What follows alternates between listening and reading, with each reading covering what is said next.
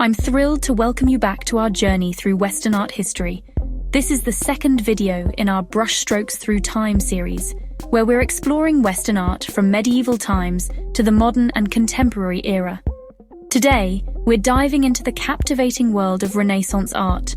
The Renaissance, spanning from the 14th to the 17th centuries, marked a profound shift in European culture and art. It was a period of rebirth, emerging from the Middle Ages with a renewed focus on humanism, scientific inquiry, and a rediscovery of classical antiquity. This cultural awakening had a transformative effect on the art world, ushering in new techniques and perspectives that would forever change the course of artistic expression. As we explore this era, we'll see how artists began to embrace realism, perspective, and anatomical accuracy in their work. The revival of classical themes from ancient Greek and Roman art became a hallmark of Renaissance art, blending seamlessly with the period's humanist philosophy. Let's turn our attention to one of the most iconic figures of the Renaissance, Leonardo da Vinci. Leonardo's work epitomizes the Renaissance ideal of the polymath.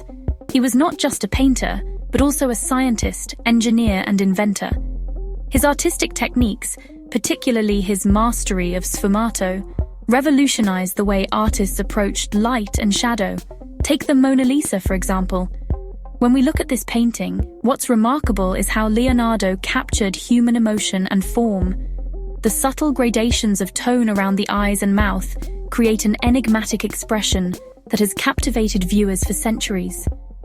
In The Last Supper, Leonardo goes beyond mere representation to capture the psychological reactions of the disciples at a pivotal moment.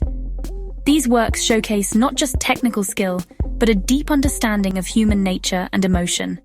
Now, let's move on to another giant of the Renaissance, Michelangelo. His work on the Sistine Chapel ceiling is perhaps one of the most ambitious and awe-inspiring projects in the history of art. Michelangelo's depiction of biblical stories and the human form is characterized by its grandeur, power, and emotional intensity. What's striking about the Sistine Chapel frescoes is not just their scale, but the way Michelangelo brings these biblical narratives to life. His figures are dynamic, muscular, and full of energy. The anatomical precision is impressive, reflecting the Renaissance's renewed interest in the study of the human body, and the vivid colors. Even after centuries, they still have the power to take our breath away. Our trio of Renaissance masters wouldn't be complete without Raphael. His fresco, The School of Athens, is a perfect encapsulation of Renaissance ideals. Here, Raphael celebrates the great thinkers of classical antiquity, bringing them together in a beautifully harmonious composition. What's particularly interesting about this work is how Raphael uses perspective and architecture to create a sense of depth and grandeur. Raphael included portraits of his contemporaries, including himself, in this ancient gathering. It's a wonderful blend of past and present, typical of the Renaissance spirit. We can't talk about the Renaissance without mentioning the crucial role of patrons, and no patrons were more influential than the Medici family of Florence. The Medici commissioned countless works of art, from intimate portraits to grand public sculptures. But their influence went beyond just funding art.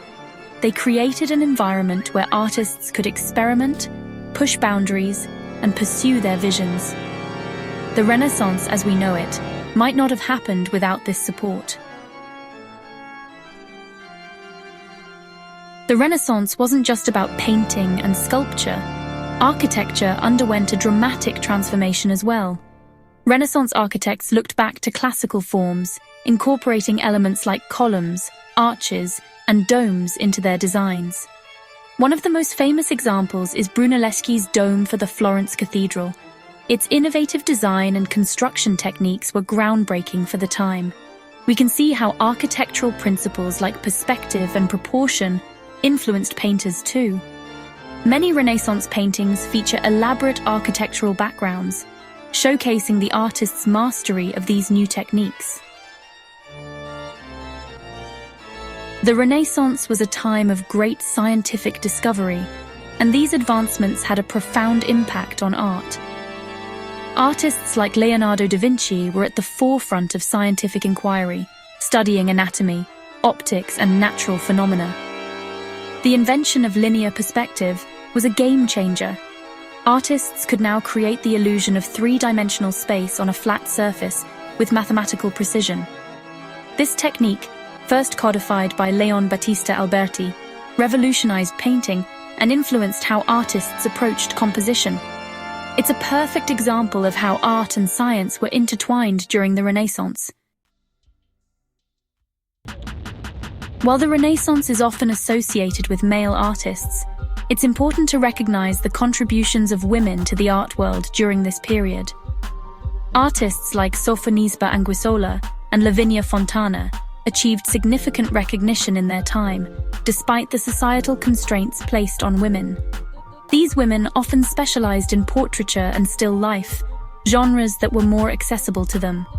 Their works provide a unique perspective on Renaissance society and challenge our preconceptions about the role of women in art history. It's intriguing to see how these artists navigated the male-dominated art world and left their mark on Renaissance art. As we wrap up our exploration of Renaissance art, it's worth considering its lasting impact. The innovations of the Renaissance, in technique, subject matter, and the very role of the artist in society, laid the groundwork for centuries of Western art to come. From the Baroque to the modern era, artists have continued to engage with and respond to the achievements of the Renaissance.